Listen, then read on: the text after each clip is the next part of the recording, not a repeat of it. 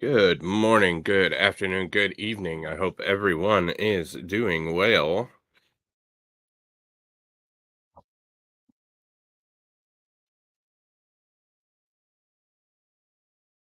I had to mute my other tab. I forgot I had it up.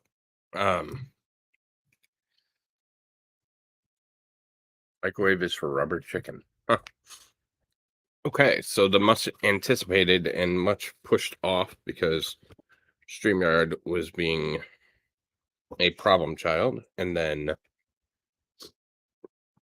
obviously we've been covering the trial. And I'd like to thank the city of Fort Lauderdale and the Fort Lauderdale County for pushing it till 1 o'clock start trial, 1:30 actually, uh, for us to be able to cover this.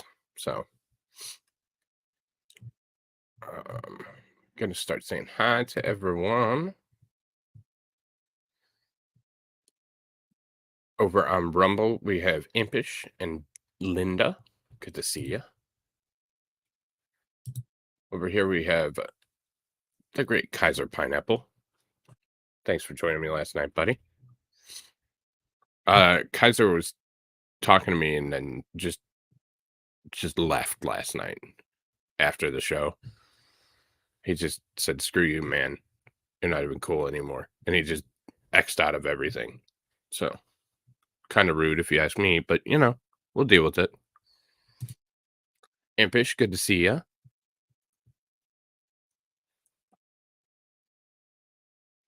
Nafu, what's up, buddy? Leonie, good morning. And that's who we got. So let's get into it. So we're going to start with the book, as we always do. Uh, so, a side note, it says an electromagnetic is a magnet powered by an electric current. So you can turn it off and on. These magnets are used in electric motors. And we're going to get into that. Electromagnetism, and so the 30-second theory. Electromagnetism is a stunningly powerful idea. In fact, our lives would be unrecognizable without it. It is all about what happens when you combine electric charges, movement, and magnetic fields. Move a metal wire with a magnetic field, and you will cause an electric current to flow in the wire. This is how we generate electricity. Conversely, send an electric current through a wire, and the movement of the electric charges will create a magnetic field. This is how we make the electromagnets that power most doorbells and particle accelerators. The third option is to run an electric current through a wire sitting in a magnetic field. The wire will move. This is the idea behind the electric motor in your kitchen whisk and power drill. The main credit for this theory rests with Scotsman James Clerk Maxwell, who first wrote down the equations that describe the complex interplay of electric and magnetic fields. The equations, it turned out, required unexpected factor, the speed of light. This revelation led to the understanding that light and radiant heat can be thought of as moving variations in electromagnetic fields. These moving fields came to be known collectively as radiation. Investigations of radiation led Max Planck to invent quantum theory and Albert Einstein to come up with relativity. Kaiser.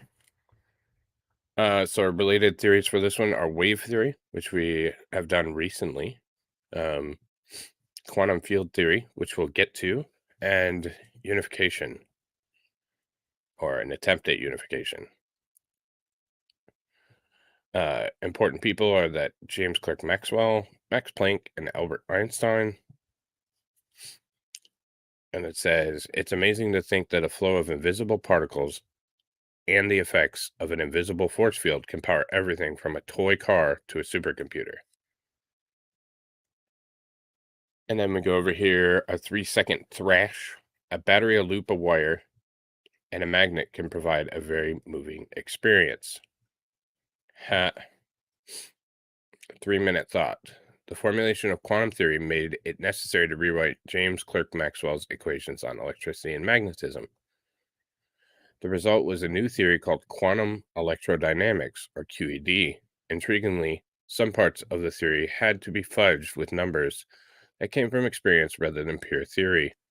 Despite this, QED is widely considered to be the most successful theory in science.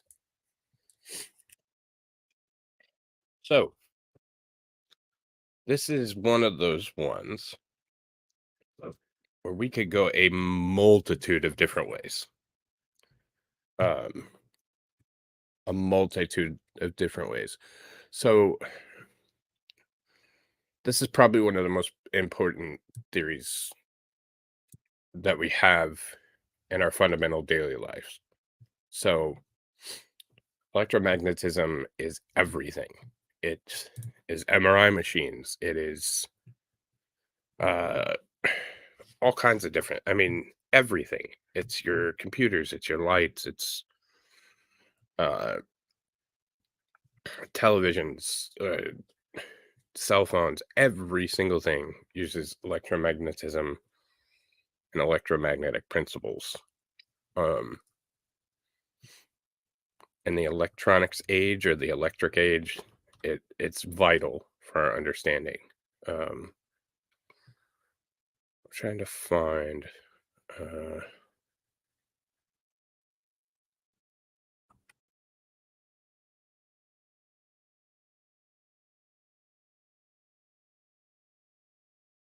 trying to find.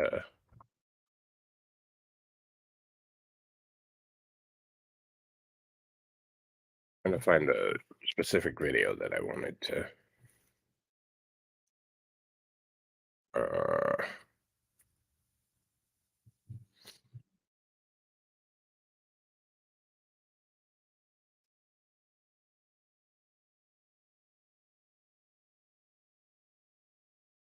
called lens law.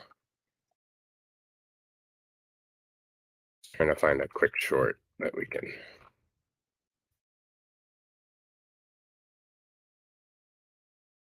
I'm not going to use yours again. I use yours all the time.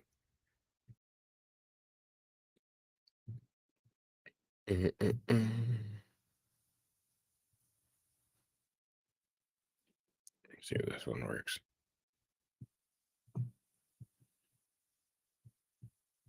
See, I know Action Lab has one, but I can't find it.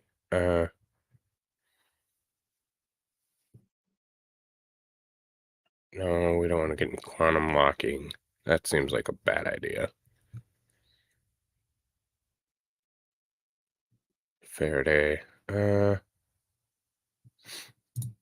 me see how bad this one is. Do, do, do, do, do.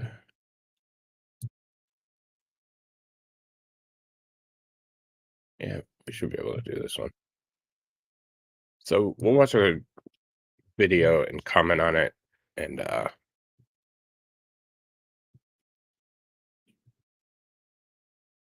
kind of start there. This isn't the video I was looking for, but this one will do. So Electromagnetic induction.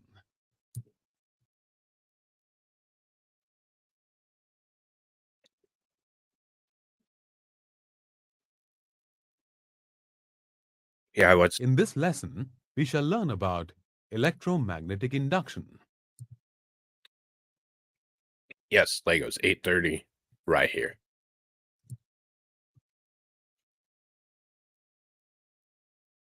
Hey, Linda. I'm doing well. How about yourself, other than the eyes hurting? Even though you were talking to Ampish, and I didn't realize that until after. But anyways, I'll take it as you're talking to me. Yeah, I watched it for a little bit.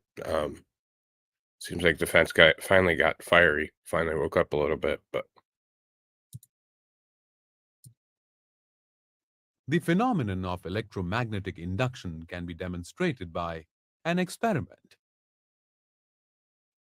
Wind an insulated copper wire on a paper or wooden cylinder so as to form a coil in the form of a solenoid. Connect the two ends of the coil to a galvanometer and place a magnet close to it. The reading of the galvanometer is 0 when the magnet is stationary. The pointer of the galvanometer deflects towards the right when the north pole of the magnet is moved towards the solenoid. Doesn't do a great job of explaining it. So you're inducing a current. So the magnet's inducing a current in the copper wire, which then moves your meter. The galvanometer shows 0 reading when the motion of the magnet stops. This proves that as long as the magnet keeps moving, current flows in the solenoid. If the magnet is moved away from the solenoid, current flows in opposite direction. This is how we get alternating current, or AC, and this is how we generate power. The solenoid. I know, it's not the Thus, video I was looking the for, but galvanometer deflects towards the left. The deflection increases if the magnet is moved away with greater velocity. If the polarity of the magnet is reversed and the magnet is brought close to the solenoid, then current flows in an opposite direction.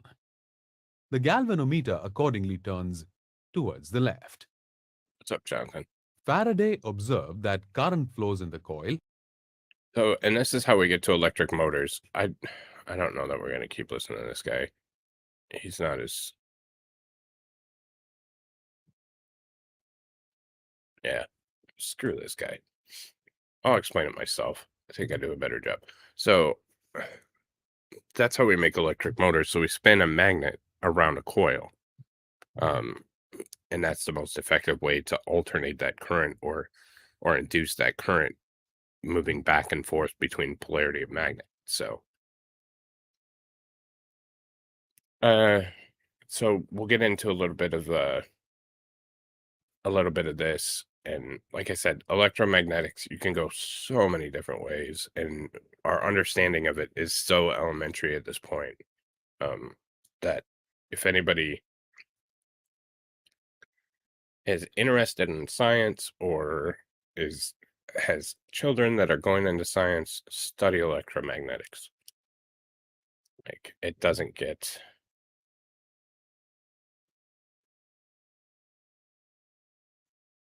uh, enough play. So energy, a measure of the ability to do work, comes in many forms, and we can transform from one type to another. Examples of stored or potential energy include batteries and water behind a dam. Objects in motion are examples of kinetic energy. Charged particles, such as electrons and protons, create electromagnetic fields when they move, and these fields transport the type of energy we call electromagnetic radiation, or light. So, radiation comes off in heat, light, and then obviously light that's not visible. So, what are EM and mechanical waves? Mechanical waves and electromagnetic waves are two important ways that energy is transported in the world around us. Waves in water and sound waves in air are two examples of mechanical waves. Mechanical waves are caused by a disturbance or vibration in matter, whether solid, gas, liquid, or plasma. Matter that waves traveling through is called a medium. Water waves are formed by vibrations in a liquid, and sound waves are formed by vibrations in a gas. These mechanical waves travel through a medium by causing the molecules to bump into each other, like falling dominoes, blah, blah, transferring energy from one to the next. Sound waves cannot travel in a vacuum of space because there's no medium to transmit these mechanical waves.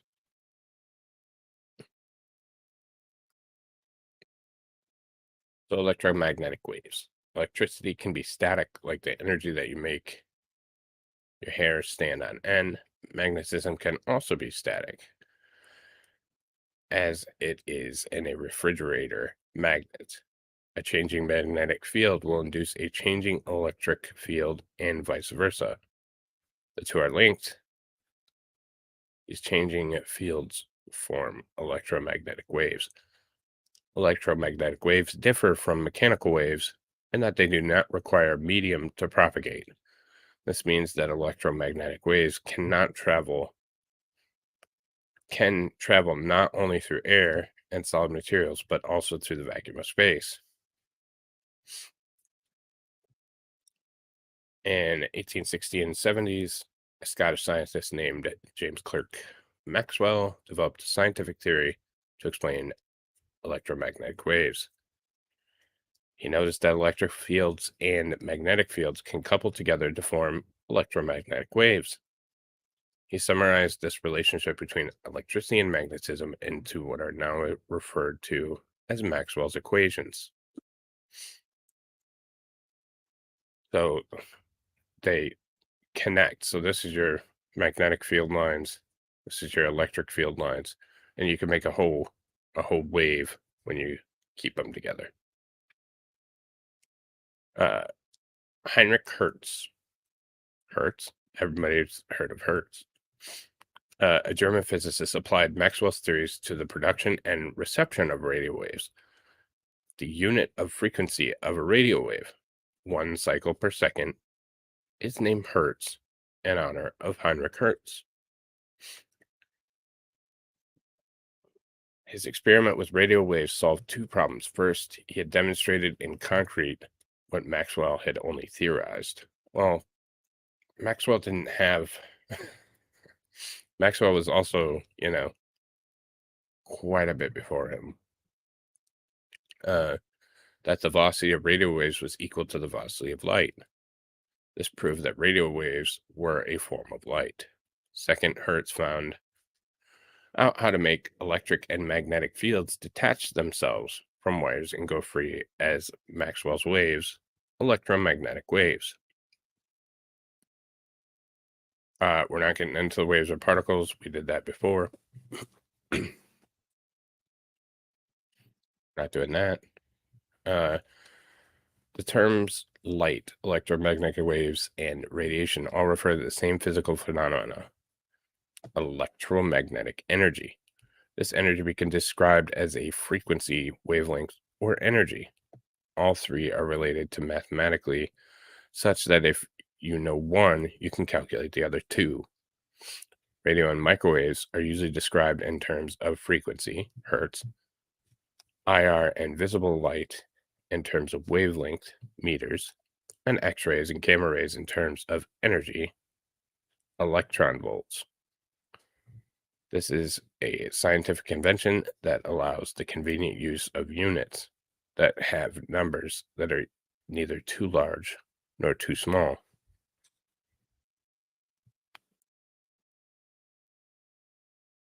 Absolutely. We'll talk. We'll talk about that.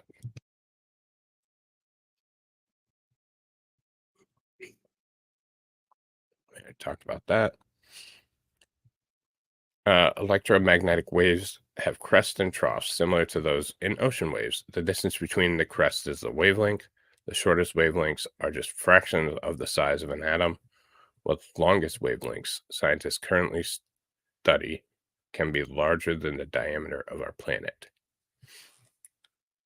So this is your frequency, how many in 1 second, and then you have crest, crest, trough, and that's your wavelength. Electromagnetic wave can be described in terms of energy in units of measure called electron volts. An electron volt is the amount of kinetic energy needed to move an electron through 1 volt potential.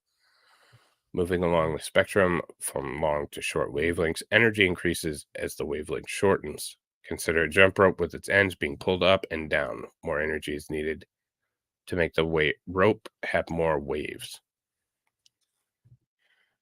So, you need to have more energy to have more waves, and these have less energy.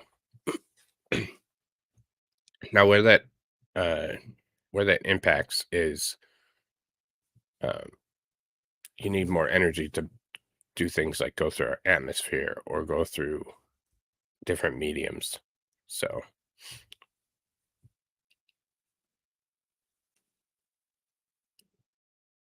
where is it at?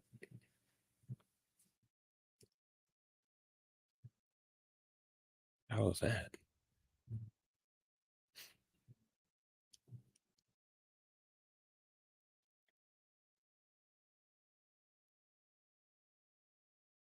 Oh, no, this is a climate change thing. Don't do that to me, NASA.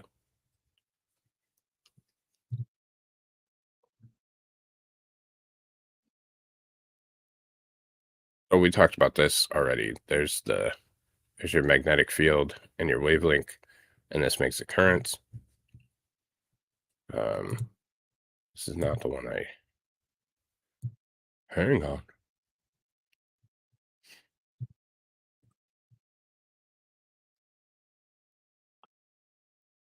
There it is. So these are your hertz, as we talked about. And as we talked about, this is the visible spectrum of light, or and all light is energy that's produced from waves that hit your eye.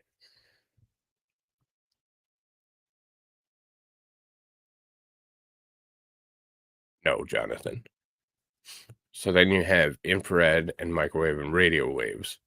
So these have less energy because they're more spread out. And radio waves are literally, yeah, everything is a wave.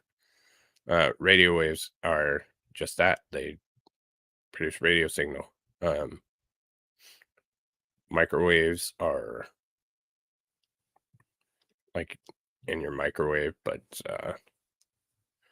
they're waves that induce particles to move and heat. Infrared, you get into more of that heating element, and we can just start to almost see it. Then you have your visible light spectrum, which can be measured in frequency. And over here, you have ultraviolet, X-rays. Obviously, X-rays are charged particles, and then gamma rays. So,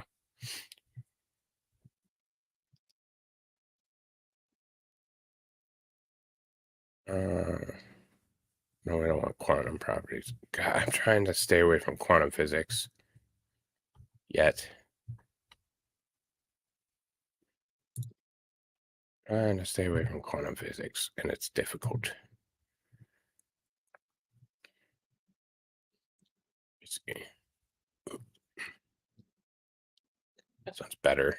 As you might already know, a wave has a trough, a crest. The vertical distance between the tip and the crest of the wave's center axis is known as its amplitude. This is a property associated with the brightness or intensity of the wave. The horizontal distance between the two consecutive troughs or crests is known as the wavelength of the wave. These lengths can be visualized as follows. So here's again a amplitude of the wave, and the wave is going to be pretty consistent. So frequency is hertz. As you might imagine, the wavelength and frequency inversely proportional. That is, the shorter wavelength, the higher the frequency, and vice versa. This relationship is given by the following equation. So C equals lambda nu, some meters in hertz, blah, blah, blah. And that's how you get all that. I promise no math on this show, so we won't do much math, but it's there if you want it.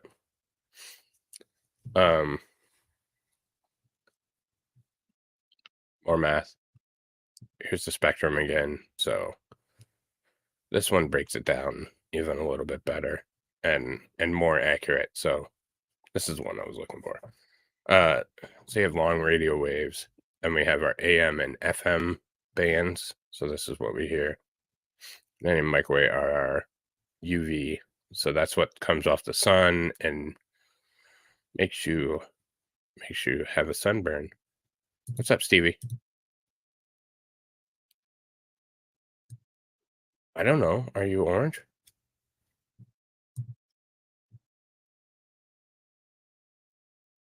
You're not orange on my thing.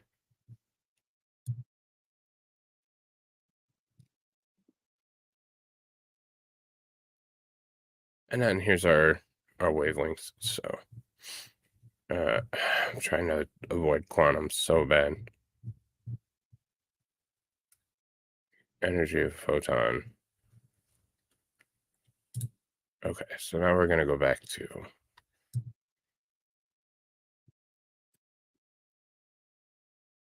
come on, computer. So now we've learned about electromagnetic waves, and we've touched on that with wave theory previously. So we're going to go into electromagnetic fields. An electromagnetic field is a field extending through space that delivers electric and magnetic effects. The electromagnetic field is a unified field that consists of two inseparable components, the electric field and the magnetic field. Electromagnetic fields can take on different forms, and fields obey the quantum version of Maxwell's equations. The electromagnetic field is a unified field that consists of two inseparable components, the electric field and the magnetic field. Fundamentally, the electromagnetic field are created by particles with electric charge or magnetic movement. However, the field itself does not carry an electric charge, magnetic moment, or mass. Therefore, one electromagnetic field cannot directly interact with another electromagnetic field. I'm just going to say EM because I'm sick of saying electromagnetic. EM fields carry energy and momentum, which they can give to particles with electric charge or magnetic movement.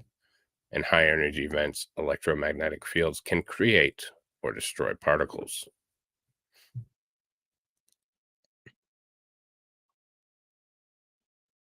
So everybody knows that there's field lines and poles to a magnet, right? So a good way to do this is if you've ever done the iron filings, you can see the field lines here.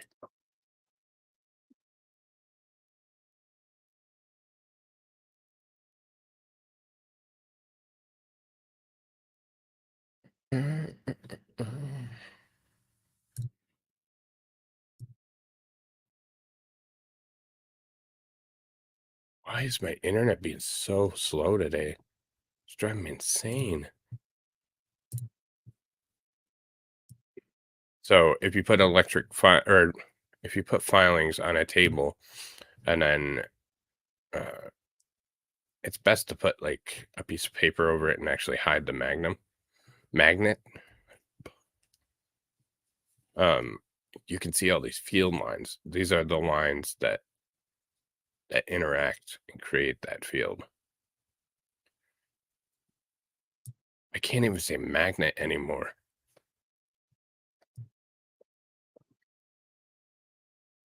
Exactly. So this is oh,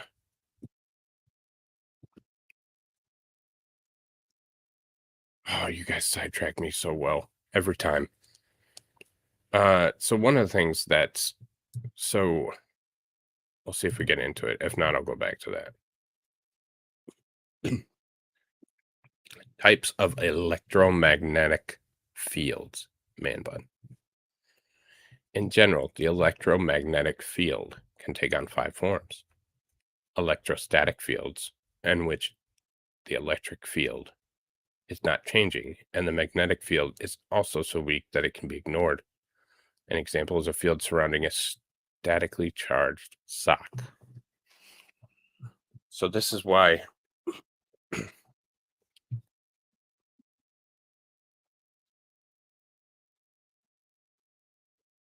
Uh, no impish, because I haven't seen her today, uh, yet, and I've never in my life gotten enough sleep impish, ever. Well, there was that one time in, 2007, I slept for, like, 4 hours. That was nice.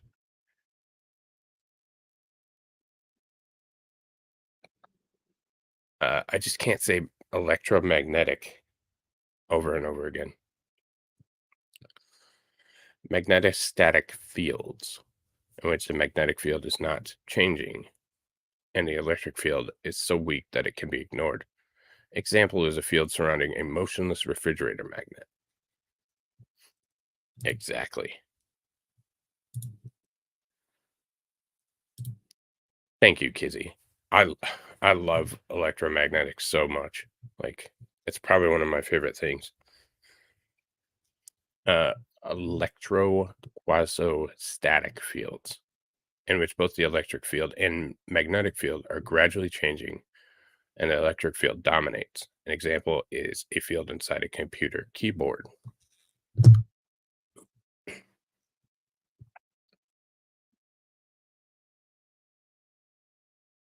That word. Magnetoquastatic field, in which both the electric field and magnetic field are gradually changing and the magnetic field dominates. It is an example of field inside an electric motor. Electromagnetic waves, in which both the electric field and magnetic field are rapidly changing. These waves are also referred to as electromagnetic radiation or light. All forms of light and EM waves, including radio waves, infrared waves, visible light, UV, X rays, and gamma rays. EM waves are emitted at any time an object with an electric charge or magnetic moment accelerates. So that's what we talked about, the EM waves. So the creation behavior of EM fields are dictated by 4 physical laws that are collectively known as Maxwell's equations.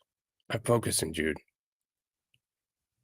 Uh, these laws are as follows. Gauss' law states that a particle with electric charge will create an electric field with a diverging pattern.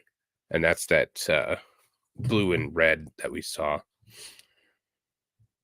Gauss' law for magnetism states that magnetically charged particles do not exist, and therefore magnetic fields can never have a diverging pattern. So the particle is not, it's the field, not the particle. Faraday's law of induction states that changing magnetic field will create an electric field with a curling pattern. And the Ampere-Maxwell, amps, law states that both a moving electrically charged particle and a changing electric field will create a magnetic field with a curling pattern. Maxwell's equations implicitly contain other physical laws such as the law of optics, the electrical circuit laws, and various conservation laws. Fundamentally, the EM field consists of a collection of discrete invisible quantum packets called photons. The most accurate description of an EM field is the quantum field version of Maxwell's equations, which are collectively known as QED. Furthermore, QED, unless the quantum field version of electromagnetism with special theory of relativity. So, another interesting thing is, so this gets into, so if you have a copper wire and then you induce the current, so the current is in a spiral pattern. And actually, Veritasium did a good video on this, and a couple other people did too. That current, so if you put a wire next to that current, it will actually jump to the other wire. Let me see if I can find a shorter video than a half an hour one.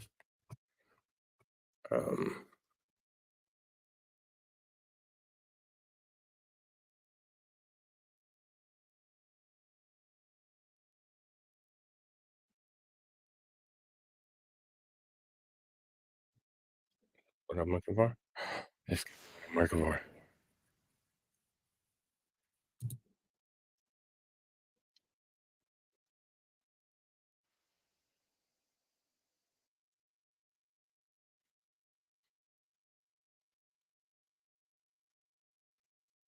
Terrible job of doing it, though.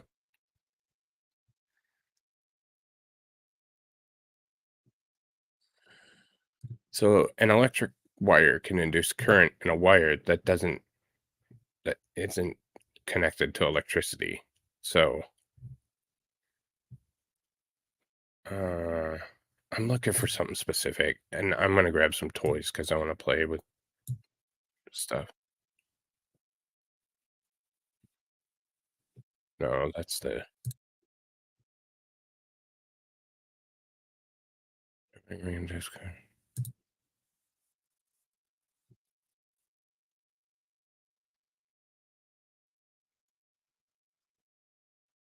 well, this one's cool. This one's relatively neat. Um, I'm gonna let this play, and then I'm gonna go grab something, and I'll subscribe to this guy and hope he doesn't strike me. Alright. So I've got my electromagnetic coil, aluminum ring, power supply, and when I flip the switch, it goes up in the air.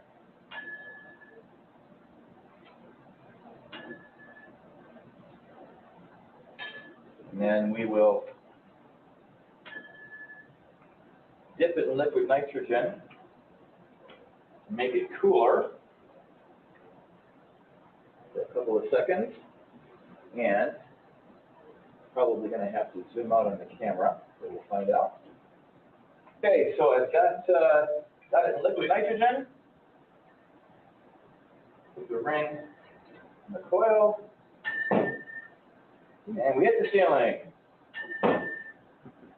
Hit the ceiling. Hit the ceiling again. But as it warms up, it starts to lose some of the current, so it doesn't go as high.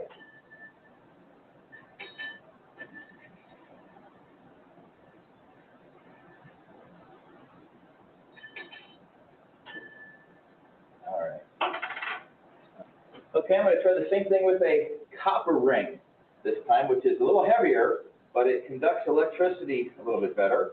So without this by itself, it goes up because the electromagnetic coil produces a changing magnetic flux through the coil, gives it a current, and then we'll stick that in some liquid nitrogen for a little while.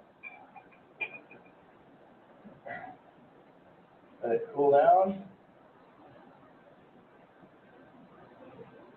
Give it a second. Temperature drops. That means the resistance in the coil is going to drop. Resistance in the coil drops. The ring will have more current, so it will have a greater repulsive force pushing it up to the top. Copper wire should be cold enough. We'll pop that out. Put it on the coil. And hit the ceiling.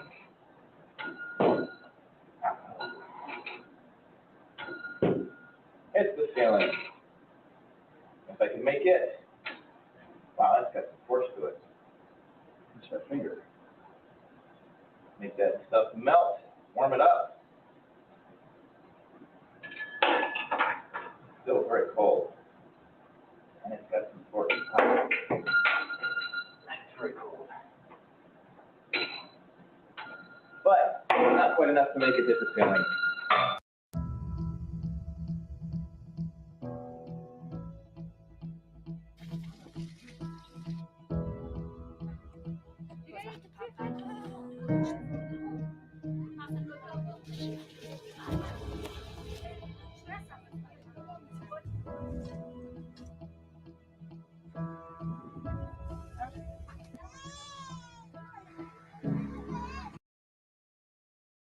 Sorry, guys. I'll be right back. I'm still looking for something to play with.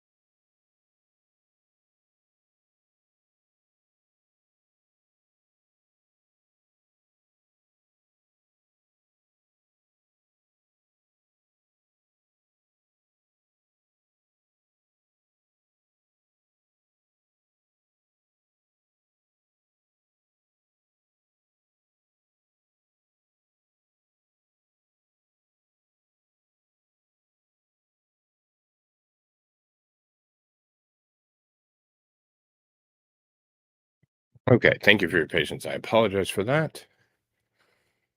So, what's up, Greedy?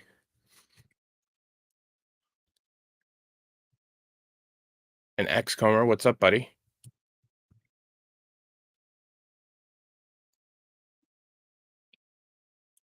Okay.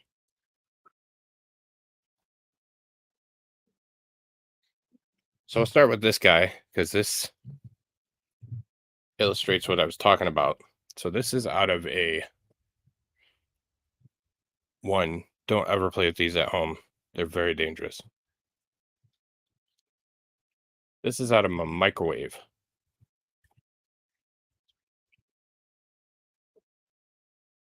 And this is an induction coil for a microwave. So this is a transformer. You hear those words, especially, oh, well, the transformer blew up, or the transformer, blah, blah, blah. So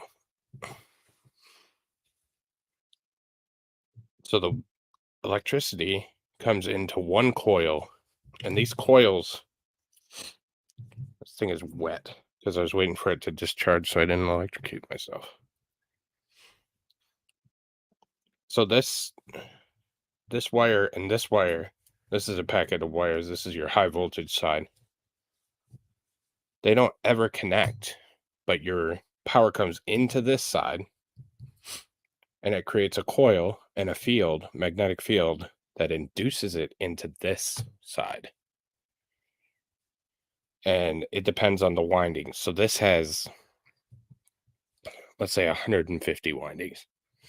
This side's going to have significantly less windings, and that makes for a higher voltage. Jonathan, you can make some cool stuff. But I suggest not playing with them because they're incredibly dangerous. And they can't just kill you, they'll kill you slowly. So you'll get, if there's current in it and you touch the ends of the wire, it doesn't like kill you automatically. It just kind of keeps you there and keeps electrocuting you until you die, and you can't break free from it. So another interesting thing is if I cut the top off this. So I took a knife or a grinder, whatever, and cut the top off this. This is all metal, iron core. If I cut it right here, the magnetic field induced by current running through these coils would hold this entire block together.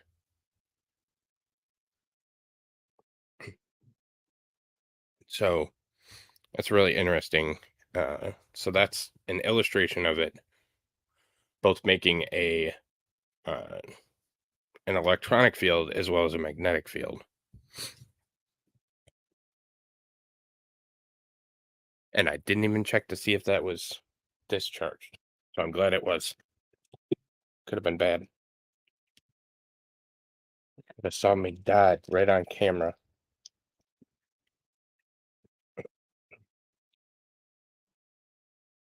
So this is the other side of it. So microwaves are fascinating because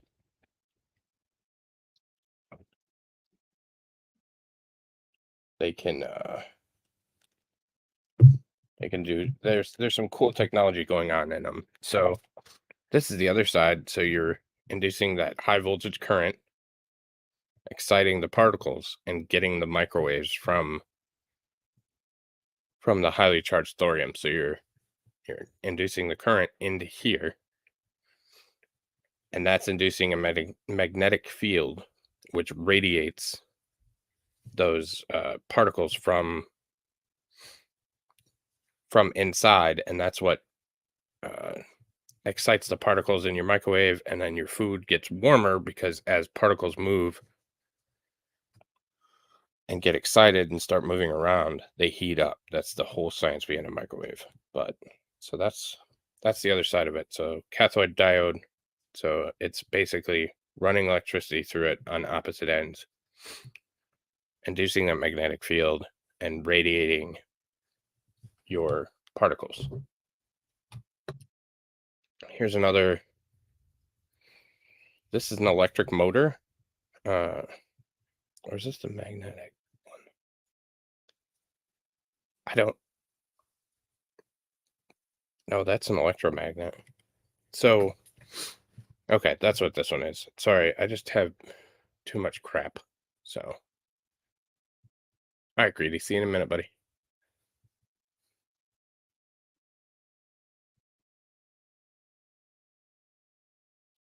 Wait a minute. What? Jonathan. That's probably not a good idea. I wouldn't have it underneath my bed because we also have magnetic fields. And you can really screw stuff up.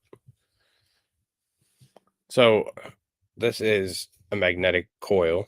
So your energy comes in here, and it's actually shielded from any induction or any direct transfer. So it's all induction, and it's inducing current into this and spinning it. So this is a different version of electric motor.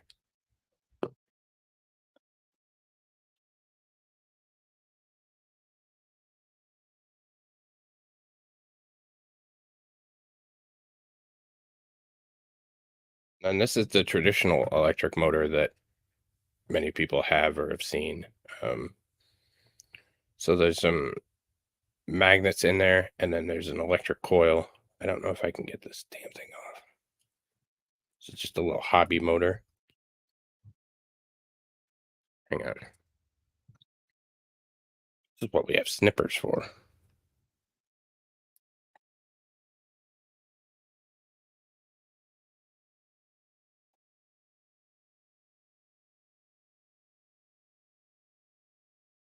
Actually, it might be easier to just snip the metal.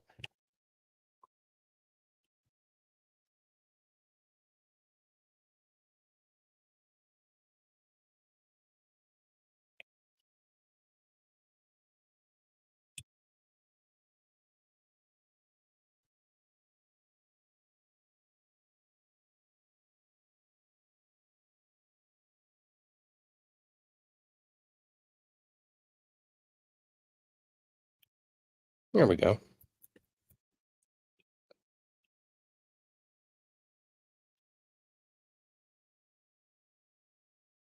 Oh, come on. Why don't you come out of there? Oh, because it's going to be. So we'll cut this side off.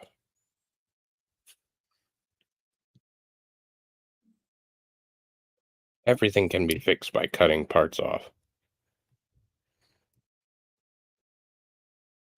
At least that's what the government tells me.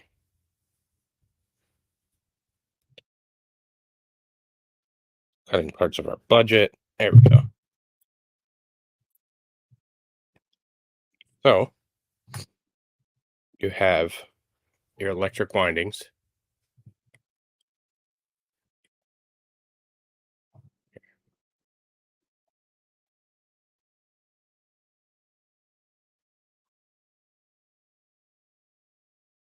Come on.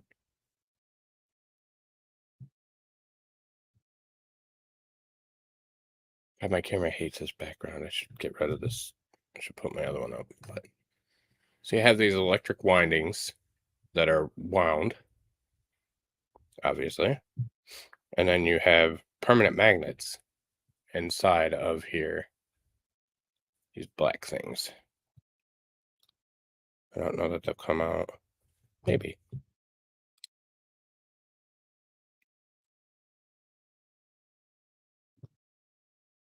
There we go. So we have permanent magnets, and the magnetic field is working together.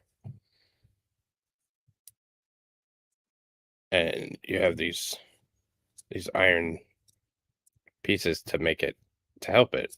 But that's how an electric motor works. So you induce current, and it wants to repel from the magnetic field, and it spins. So pretty genius invention, actually. Really cool. So we obviously use it for just about everything. Maybe I'll do like a short and do the coil thing because I'm not prepared right now. Coil into another wire, but so there's the other side of it. So just little magnets, and there's just a tiny little gap for them to spin, and they spin around and induce current. So, and that's an electric motor basically. So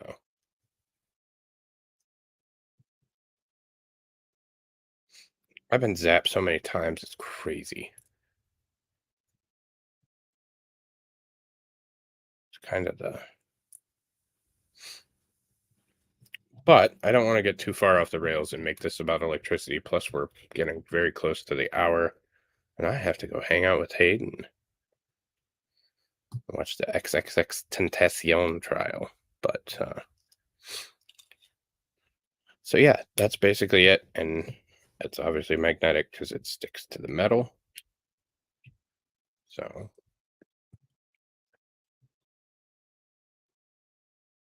But that is electromagnetics in a nutshell. There's so much. There we go. My hands are so gross.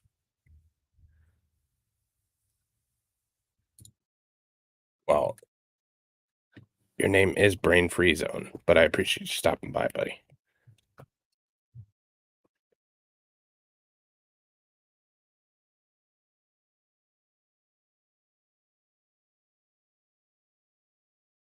Yeah, I think that's a rite of passage, everybody. It's pretty easy, actually.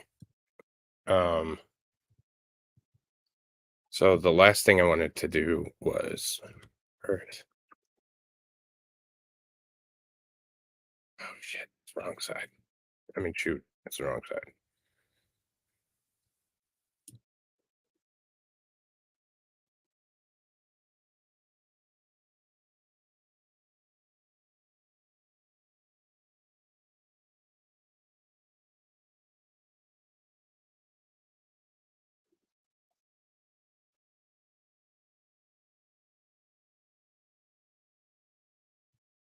Okay, so I found it. Found it. See, so I could go forever on electromagnetism, and I didn't really know where to go, so I'm letting it kind of take me, and there'll probably be some follow-up videos. Thank you, Mandwan. I worked very hard on them. So this is our magnetic field, and then if we have a solar wind, it interacts with this field. And this is an illustration of it in action. So for those who don't know, the iron core, so we have an iron core that's rotating, and it's inducing an electric field around our planet. And that electric field, these are the field lines of that electric field rotating. And this is through solar minimum and maximums and all that stuff, and interactions. So our electric field gets stronger and weaker, and then it interacts with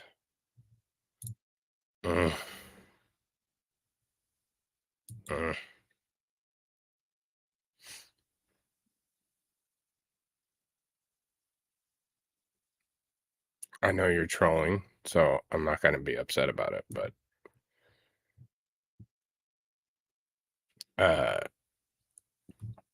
and that's the last point that I wanted to get to.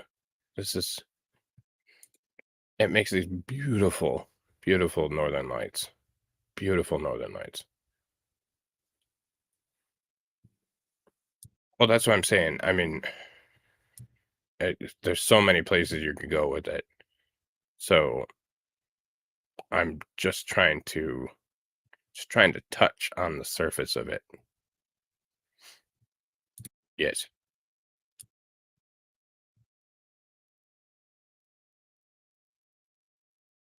So here's some various images. There we go. Thank you, NASA. So you have the solid inner core inducing current with the liquid outer core, and you have mantle crust.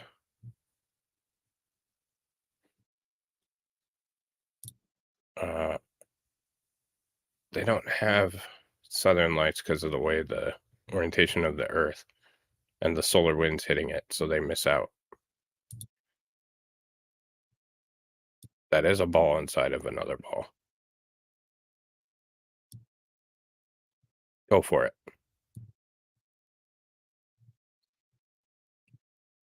I've also been tasered, Giddy. It's not fun. So this is your convection from the fluids. So the rotation, and then you have convection because it's all metallic.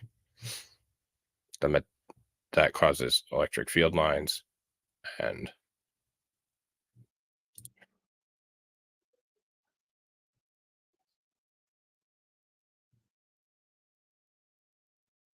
we're almost over too because I got to go over and hang out with Hayden. So that's what NASA has to say here. So this is just a further illustration of the field lines. But it's good to see you, Gene. I appreciate you being here. So these are your magnetic field lines from that core. And since we're on a 33-degree tilt, when your solar winds come in, they come in on the north side, on the northern hemisphere, and that's why we have it. So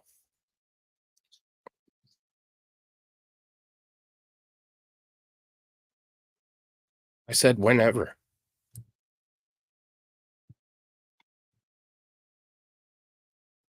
So, and we've done extensive study with SDO, Solar Dynamic Observatory, all kinds of stuff. What's up, Mike? That looks like a new name. Appreciate you. Good to see you.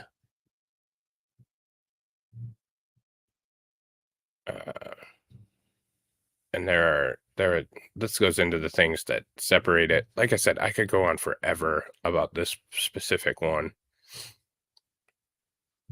Oh, we could go into the South America anomaly where there's a dead zone with the magnetic field. I mean, electromagnetics is so fascinating that I could do it for. We could do the pole shifts. Because your North Pole is not at the north. It's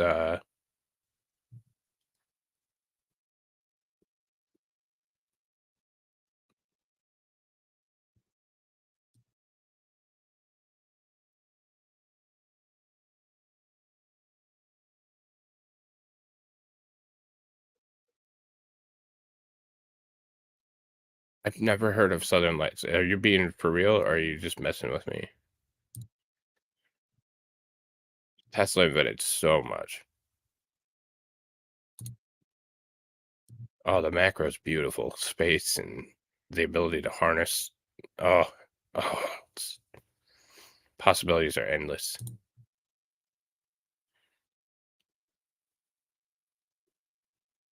They're already shifting. So as we can see from this is 1904, and the pole shift is actually accelerating. And that's a whole nother thing in its own. But we go through a pole shift about every 12,000 years is their best guess. So this is true north, and this is where the pole has shifted up to this area.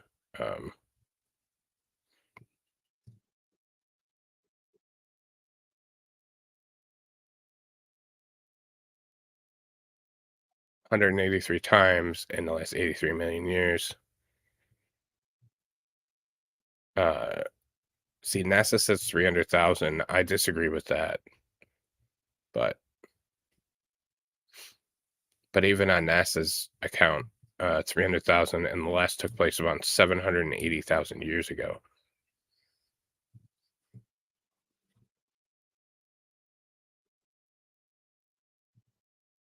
I don't believe so. I really don't believe so. I can look. Let me see.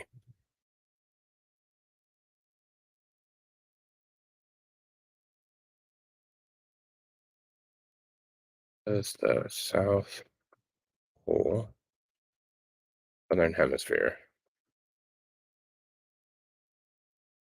Have aurora.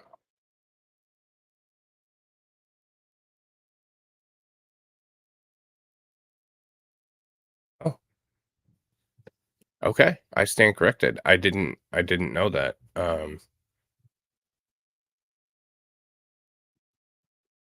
Aurora, the Aurora Australis. Yeah. Huh.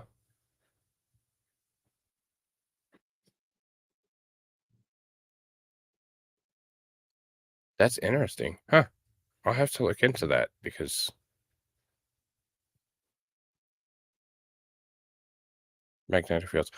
So, okay. So that makes sense. It's the back end of it. So it's the solar winds going around that magnetic field and then interacting with the back half of it. That makes sense. I guess I've never seen the Northern Lights either. Exactly. So, and that's you're on the same track that I am. I think it's closer to 12,000 years, but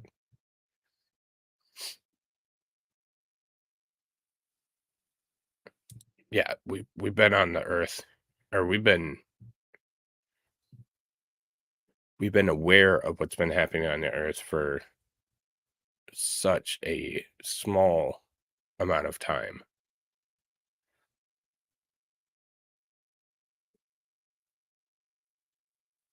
That's 86757. So you got 8655. It's 8675309.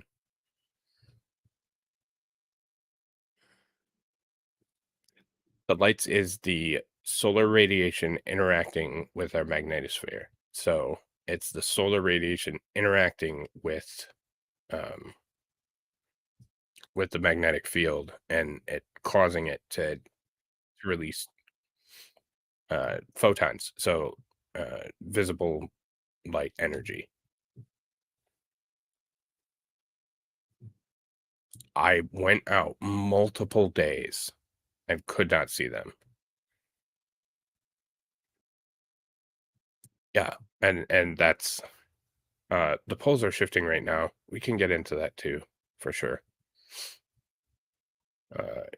I know YouTube doesn't like people talking about that, so we might have to go over to the other guys, but so yeah, so I mean, these are different interactions.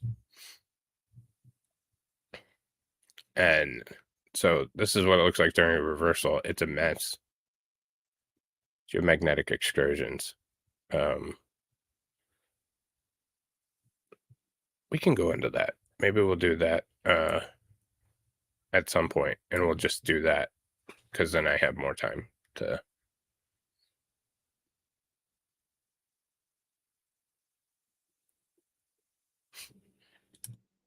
No, I don't.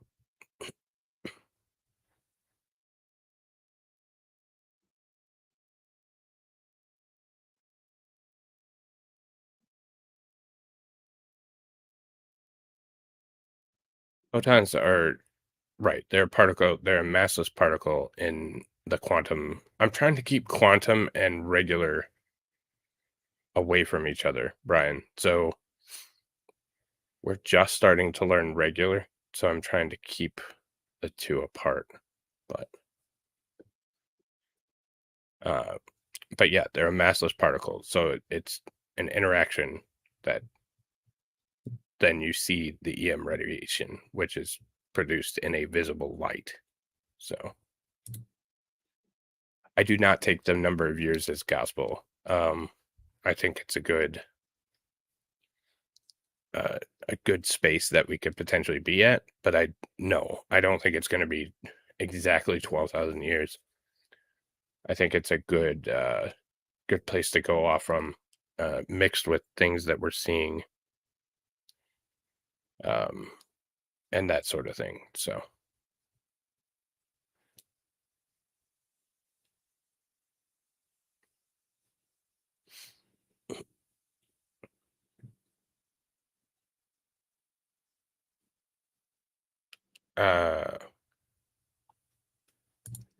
none. We're screwed, or very limited. Very, very limited. And that's why we have such damaging things such as ice ages and different phenomena during and some mass extinction events and blah blah blah.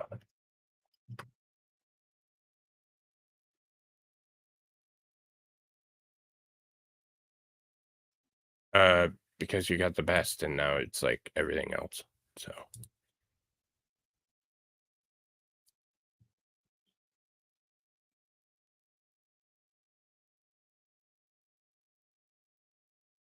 yeah, and anybody who ever tells you that they know it is, since you're new, anybody ever tells you they know it is, or for sure is, or they're really good at knowing what it is lying to you.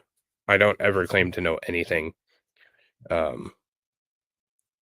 theorize, and I like to do thought experiments around different things, but yeah, we have no idea on probably 98% of science. So with that said, ladies and gentlemen, I have to sign off because I'm going to go join Mr. Aussie Overlord for the XXX Tentacion trial.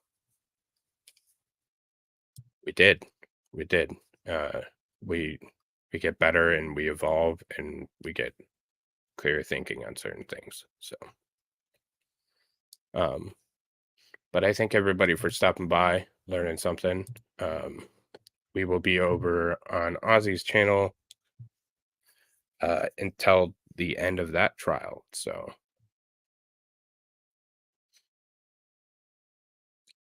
where's my button? So stop by again. Coming up on this channel tonight, we will do Lego and chat. Build some Legos, hang out with people, take some chats, answer some questions. I'm sure there'll be some about this, which is great. Have maybe an adult beverage or two, and chill out. And in the interim, we'll be covering that trial. So thank you, Impish, for adding that. Everybody take care, and we'll see you soon. All right, bye.